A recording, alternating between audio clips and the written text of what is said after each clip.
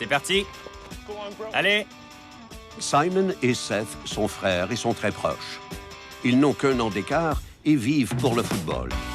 Simon est quart arrière et Seth receveur. Ils ont facilement obtenu une bourse d'études de sport pour entrer à l'université.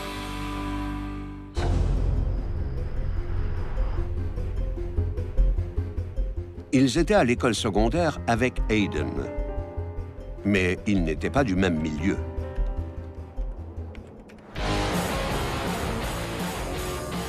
C'est plus facile de l'attraper que de le lancer. Ils avaient quand même des choses en commun.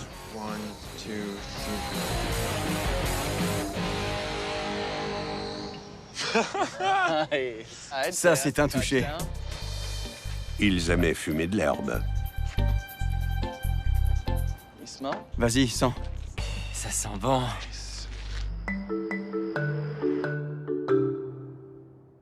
Et jouer à des jeux de rôle. Si tu racontes ça, on te fait manger l'herbe du terrain de football. J'ai dit herbe. C'est drôle. Et si un de vos amis sportifs s'en prend à moi, votre marchandise restera à la frontière. T'es pas sérieux? Ouais, enfin, c'est mon jeu. Ne le prenez pas mal, les amis. J'ai un petit lot de consolation pour vous. J'ai fait vos devoirs de maths. Génial. Santé. Ouais. Un autre verre? Je sais ce que vous vous dites. Qu'est-ce qu'ils font ensemble? On sait tous qu'à l'école secondaire, c'est la guerre des cliques. Dans un sens, c'est un peu comme avec la police.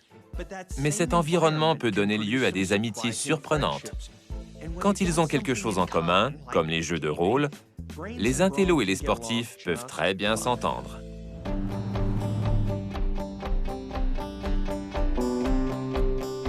Les frères rêvaient de jouer pour la Ligue nationale de football depuis qu'ils avaient appris à lancer un ballon. Mais ils sont pris de court leur dernière année lorsqu'ils ne sont pas repêchés. Et maintenant, ils reviennent chez eux, bredouilles, pour vivre avec leur mère, Michelle, et décider ce qu'ils vont faire de leur vie.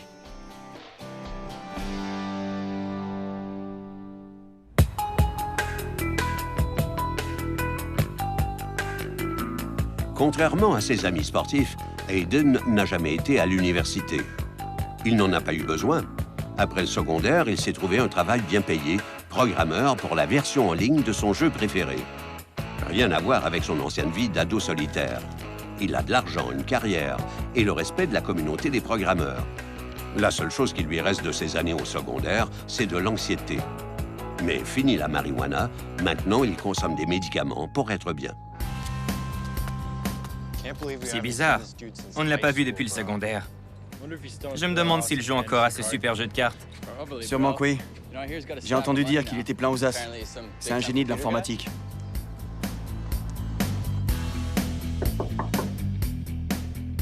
Qu'est-ce que vous en dites? C'est super chez toi. Merci. Les affaires vont bien. Oh, il faut que je vous montre un truc. Ça vous dit quelque chose? Le jeu qu'on jouait au secondaire. Tu vois, je te l'avais dit, le super jeu de cartes. Tu collectionnes toujours ces cartes? Ouais, j'en ai des centaines. Il y en a qui valent beaucoup d'argent. Ah ouais, combien? Plusieurs milliers de dollars. Alors, prêt à combattre des démons? Ah ouais. Super. Est-ce que t'as quelque chose à fumer? Sérieusement? Non, j'ai arrêté depuis un moment maintenant.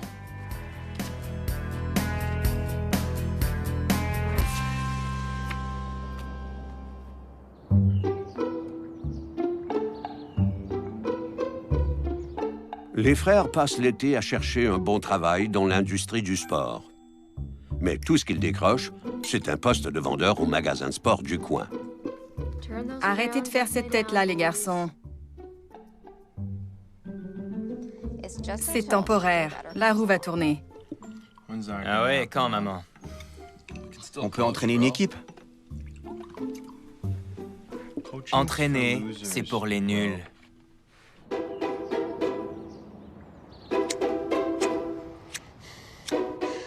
J'en ai assez. On devrait chacun avoir une grosse voiture maintenant. Ouais, c'est clair. Tiens donc, les frères footballeurs. Alors c'est comme ça qu'on s'occupe après un diplôme universitaire? Non, monsieur l'agent. On s'apitoie sur son sort, c'est ça? Non, on était juste en train de parler. Bon, vous allez m'écouter. J'ai joué au football étant jeune aussi. Je n'ai pas réussi à intégrer une équipe non plus. Mais est-ce que je traînais dans les rues? Non. Et j'ai fait quelque chose de ma vie. Alors faites un effort pour que votre mère soit fière de vous. Oui, monsieur. Allez-vous-en. D'accord. La prochaine fois, je serai pas aussi gentil. L'agent O'Farrell est un policier qui adore le terrain. Il a grandi dans la région et il patrouille depuis des années. Il n'est pas devenu enquêteur parce qu'il ne l'a jamais voulu. Il se sent bien dans la rue parce qu'il peut mieux servir les citoyens. Il connaît tout le monde et tout le monde le connaît. Et ne laissez pas son rang modeste vous tromper. Un bon policier de terrain voit tout et sait tout. D'accord, les gars, on fait une pause. Il faut que je vous montre un truc.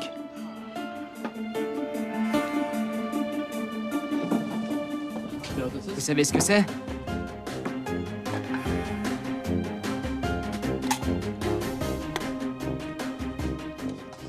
Messieurs, je vous présente la bête. C'est la carte la plus forte et la plus rare du jeu. Il n'en existe que 5. C'est trop génial. Et elle vaut combien? 25 000 $. La vie est belle, les amis. Les as en informatique hériteront de la Terre. Attendez, c'est déjà le cas, en fait. Pour les deux frères, c'est scandaleux qu'un gars avec seulement un diplôme du secondaire puisse faire autant d'argent. 25 000 $ pour une carte, c'est fou, n'est-ce pas? Les deux frères se rendent compte que les choses ont bien changé depuis l'école secondaire. Les sorties le week-end ne sont plus qu'un lointain souvenir et leur diplôme universitaire ne leur permet pas de gagner ne serait-ce que le tiers de ce que fait Aiden. Ça les fait beaucoup réfléchir à leur avenir. Oui, parce qu'ils ne vont pas vendre des crampons et des épaulettes toute leur vie. Dans leur esprit, ils jouent avec l'équipe des perdants. La meilleure amie d'Aiden s'appelle Bree. Salut. Salut. Comme nos deux frères, elle vient de finir l'université. Elle a ouvert un magasin de bande dessinée dans le quartier, en partie grâce à la grande collection d'Aiden. À quoi tu penses? À Seth et Simon. Certaines personnes sont au sommet de leur gloire à un moment de leur vie, et puis après, plus rien. Et je veux pas être comme eux. J'ai envie de m'installer en ville. Je peux me le permettre maintenant. T'en es sûr? C'est tout un changement. Et tu vas me manquer. Ce n'est qu'une idée. Il faut que j'y aille. À plus tard.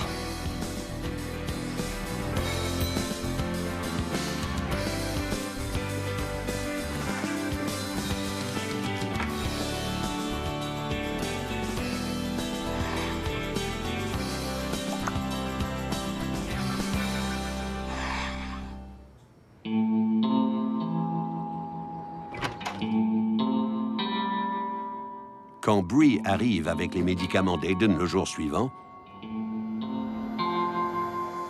il n'est pas chez lui. Mais la porte est ouverte et on dirait qu'il est parti en catastrophe. Qu'est-ce qui se passe? C'est pas possible.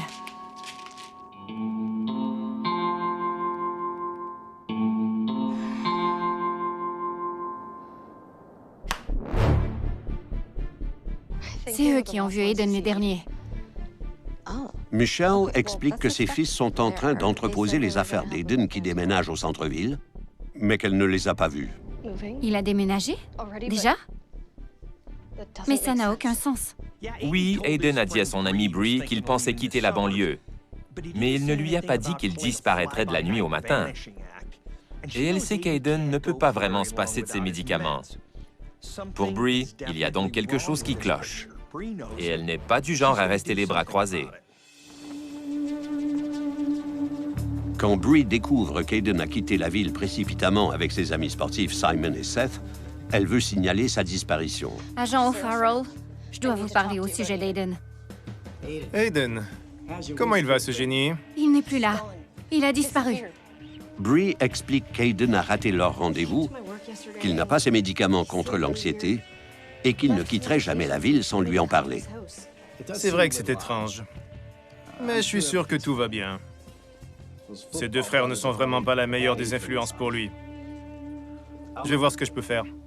Maintenant, même si le comportement d'Aiden est étrange, ça ne suffit pas pour lancer un avis de recherche. C'est bizarre, mais il n'y a rien qui pointe vers un acte criminel. Et l'agent O'Farrell n'est pas un enquêteur de toute façon. Mais il connaît Aiden, comme tout le monde en ville, et ça ne lui ressemble pas. Il ne peut pas mener d'enquête. Mais pour avoir été longtemps dans les forces de l'ordre, il existe des moyens de se renseigner sans pour autant que ce soit officiel.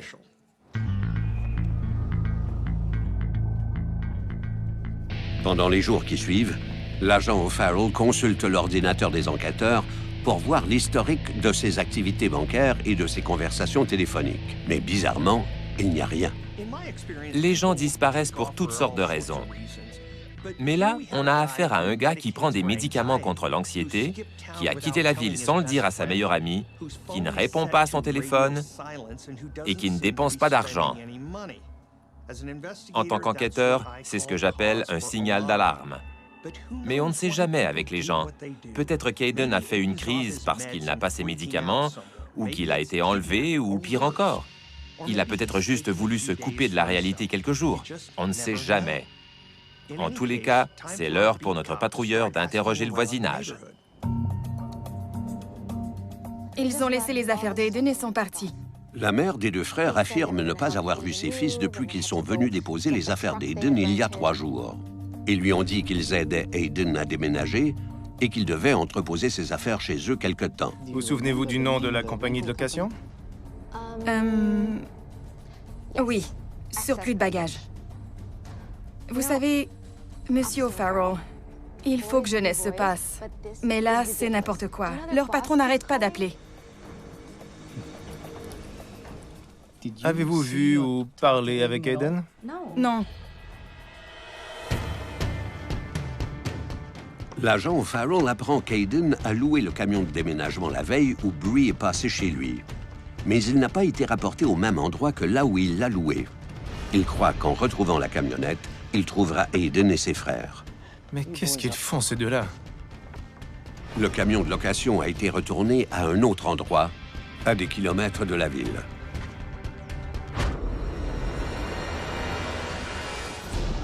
Oh non! L'agent O'Farrell s'attendait à tout, sauf à trouver du sang. Il avertit un enquêteur qu'il a trouvé des traces de sang et un échantillon est envoyé au laboratoire. Quand on cherche quelqu'un qui a disparu dans la nature, la plupart du temps, on le retrouve sain et sauf. Enfin, si on se fie aux statistiques sur le sujet. Mais ces signes évidents de violence viennent changer la donne. Pour l'agent O'Farrell, la camionnette n'est pas juste une piste pour retrouver les garçons, mais également une scène de crime.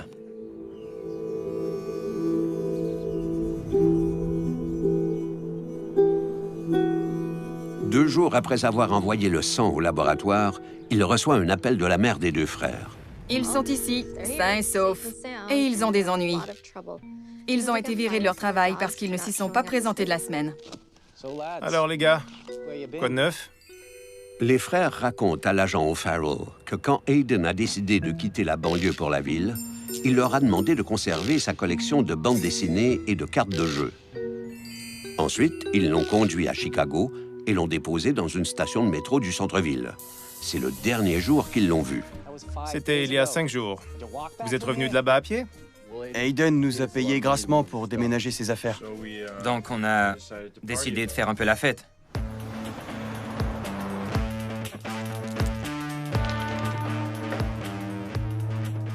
Un autre pichet de bière. Cet endroit est rempli d'intellos coincés. Et il n'y a même pas de télé. T'inquiète pas. Hé, notre bière! Les frères disent qu'ils ont fait la tournée des bars et ont fini la nuit à l'hôtel après avoir dépensé tout l'argent. Et qu'ils sont rentrés en train chez eux. Quel hôtel? Et où au centre-ville? Je sais plus. On avait beaucoup bu. Simon, Seth, allez jouer dehors. Allez jouer si vous voulez. On se reparlera plus tard. D'accord. Monsieur O'Farrell.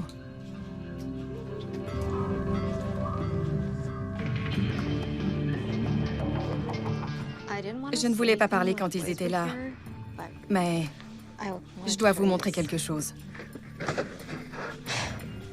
C'est la signature d'Artie Sullivan. Elle date de 1948. Michelle lui raconte que ses fils lui ont offert le ballon dédicacé à leur retour de Chicago, mais qu'ils avaient oublié d'enlever l'étiquette de 2000 $ dessus. C'est très généreux pour deux gars sans argent. L'agent O'Farrell sent que les garçons en savent beaucoup plus sur Hayden qu'ils ne veulent le laisser croire. Si c'était vous, vous les amèneriez au poste, pas vrai? Erreur. Parce que c'est le genre de situation dont tous les policiers ont peur. Il y a sûrement anguille sous roche, mais la disparition d'Hayden pourrait très bien aussi avoir une explication logique. Il pourrait être en train de visiter des appartements. Notre patrouilleur n'a absolument rien pour boucler les deux frères. Il a besoin de preuves pour ça. L'agent O'Farrell examine les enregistrements des caméras de surveillance de l'endroit où il a trouvé le camion. Et bien qu'il ait été loué au nom d'Hayden, ce dernier n'apparaît pas sur les images. Il y a quelque chose qui cloche. Les garçons cachent quelque chose. Il trouve ça très suspect et demande un mandat de perquisition pour fouiller la maison des deux frères. Qu'est-ce que t'as mis dedans? Du chocolat, des bananes et un peu de vanille aussi.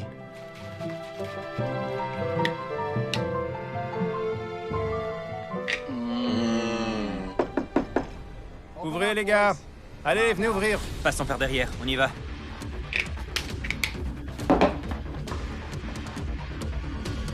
Après le départ des garçons, l'agent O'Farrell fouille la maison et découvre de la main. Ce qui lui donne une idée. Oh non!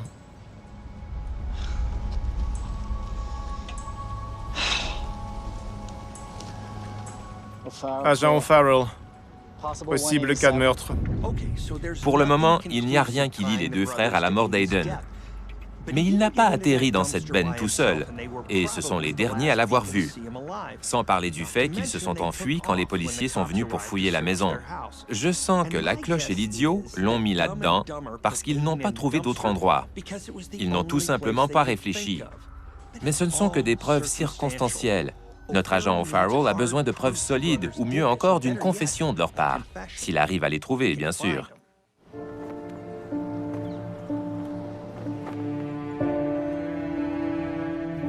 Puisque le corps d'Hayden a été retrouvé, il ne s'agit plus maintenant d'une disparition, mais d'un meurtre. Les dernières personnes à l'avoir vu sont ses amis Simon et Seth, donc la police les recherche pour les interroger. Toutes les patrouilles sont alertées, et l'agent O'Farrell demande la collaboration de Bree, l'ami d'Hayden. Il s'agit d'un cas de traumatisme contondant à la tête. Je savais qu'ils avaient quelque chose à voir avec tout ça. Ces abrutis!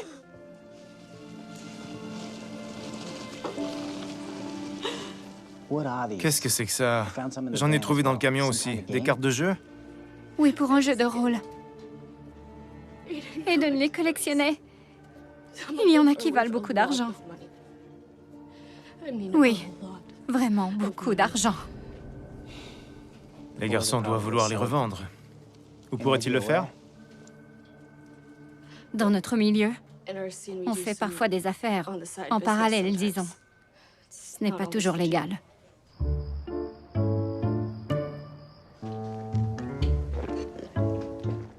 Eh bien...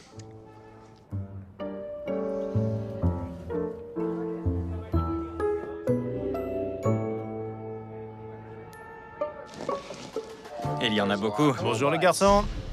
Passe longue.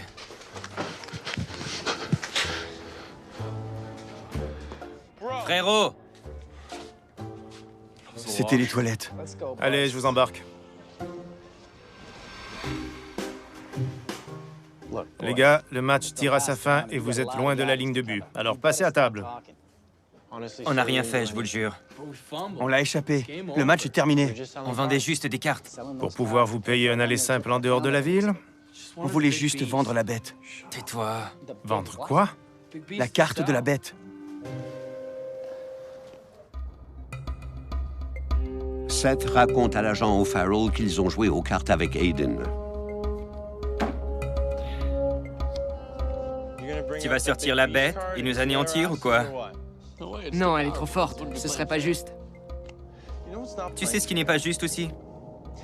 C'est que tu as plein d'argent et que nous, on n'a rien, alors qu'on est allé à l'université. Calme-toi. Peu importe. Ne t'énerve pas. Je vais refaire du thé. Je veux une bière. On n'en a plus. Va nous en chercher au magasin.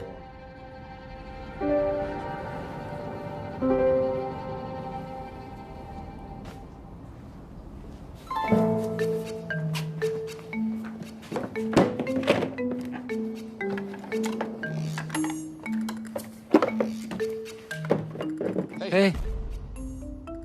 Qu'est-ce que tu fabriques? Comment ça, qu'est-ce que je fabrique? Remets-la. Quoi, ça? Remets la bête à sa place. Sinon quoi? Oh, oh. Je crois que tu l'aimes, ta bête, hein?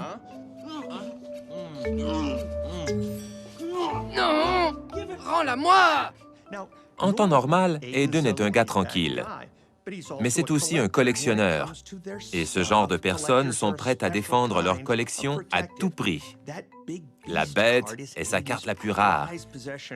Et il ne va pas s'en séparer sans rien dire. Dommage que tu ne saches pas te battre. Rends-la-moi, abruti! Donne-la! D'accord, j'appelle la police.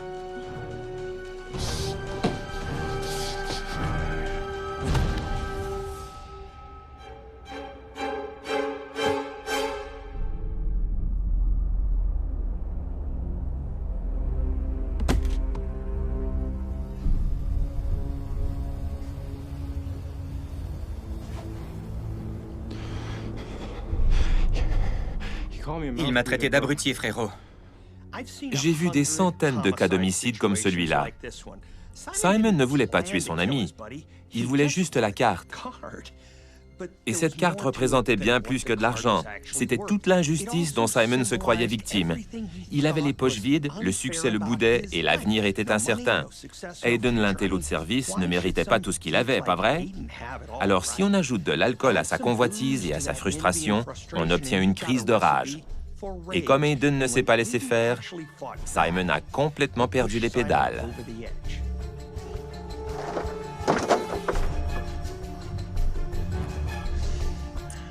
Je crois pas que c'est une bonne idée.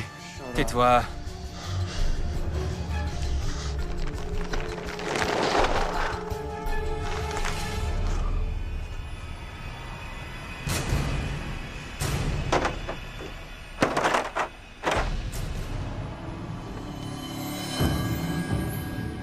Seth raconte à l'agent O'Farrell qu'il savait qu'Aiden pensait à quitter la banlieue.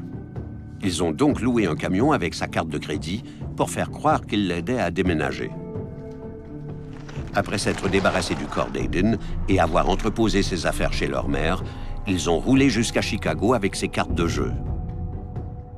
Ils ont réussi à vendre la plupart des cartes dans des magasins de jeux, mais personne ne pouvait se payer la bête. Jusqu'à ce qu'un vendeur leur parle d'un bar où les collectionneurs font des affaires sous la table pour échapper au fisc. Des bars clandestins, au salon de poker, au motel où on revend des armes, j'ai tout vu. Mais un endroit où on revend des cartes et des bandes dessinées? Enfin, pourquoi ces gens n'auraient pas droit à leur marché noir? Et si deux sportifs veulent vendre une carte à la version intello de Jimmy Hoffa, eh bien, ça les regarde. Mais les frères ont un problème, comme tous les autres escrocs. Ils ont une valise pleine d'argent. Mais qu'en faire après? Eh bien, après avoir dépensé une grosse somme dans une beuverie, ils rentrent chez leur mère. Mais est-ce vraiment une surprise? Je savais qu'on n'aurait pas dû revenir à la maison. Tais-toi. Vous n'auriez rien dû faire du tout et c'est tout. Enfin, vous allez avoir le temps de réfléchir à tout ça en prison. Simon est accusé de meurtre au 2e degré et est condamné à une peine de 25 ans de prison. Seth est accusé de complicité de meurtre et prend 15 ans. Voilà l'histoire de l'intello et de ses amis les athlètes. Et elle finit mal. Ils allaient sûrement suivre chacun des routes différentes, mais la convoitise des deux frères envers le succès d'Aiden les ont poussés au-delà de la ligne de mêlée et ils l'ont tué.